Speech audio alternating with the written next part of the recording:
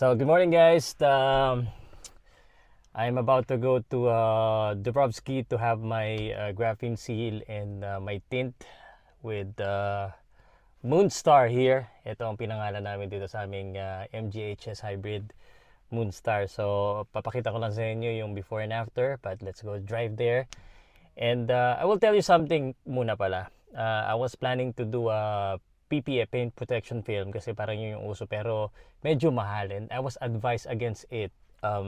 Actually meron akong kapitbahay na may-ari ng car wash tsaka detailing.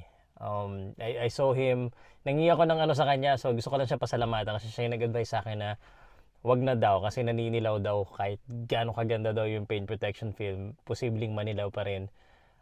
So sabi niya ano na lang, yun, graphene or ceramic coating. So I decided to go with graphene seal or graphene coating, and unfortunately hindi ako sa kanya magpapagawa kasi magpapatint din ako. So tinanong ko siya sa yung tint, nagtanong din ako sa kakilala niya. So pinakita ko sa kanya, sabi ko, oy, ito yung deal nila, maganda daw yung tint ng Dubrovsky. So that's why we're gonna have two things done there. So yun guys, pakita ko sa inyo yung ng Dubrovsky mamaya. Okay, nakarating na kami Dubrovskys. Yan, ito yung papalagyan natin na tint. Hi guys, so iwanan na natin si Moonstar dito sa Dubrovskys Auto Care Plus. Yan. So I haven't been hindi ako makadecide kung light or light medium eh. Definitely light dito, light shades. Anyway guys, ito yan. Abangan natin kung ano mangyayari. Abangan natin ano magiging itsura. So, but for now, ito siya. Okay. Sige, papaalam mo na ako. Ano yan? Sa coating kami. Okay. Salamat. Matet, una na ako ha. Thank you. Tawag ka.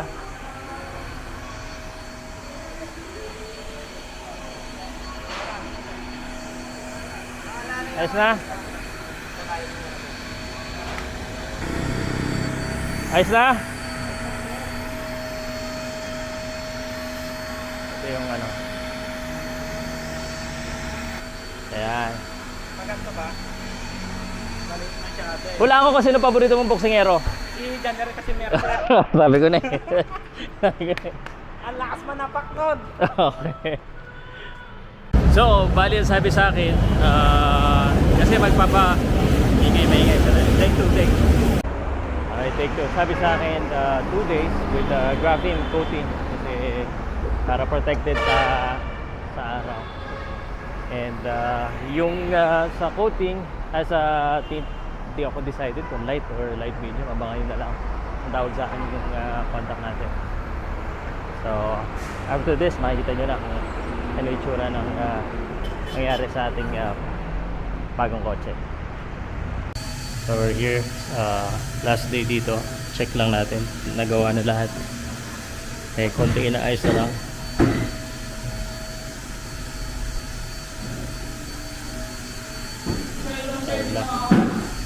Okay, so dito na tayo sa Dubrovsky. Sarado na ba kayo? Wala lang customer. Walang customer.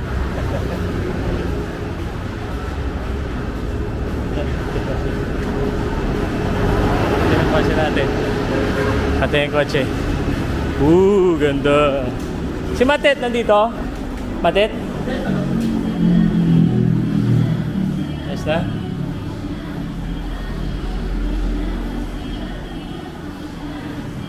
Pogi na.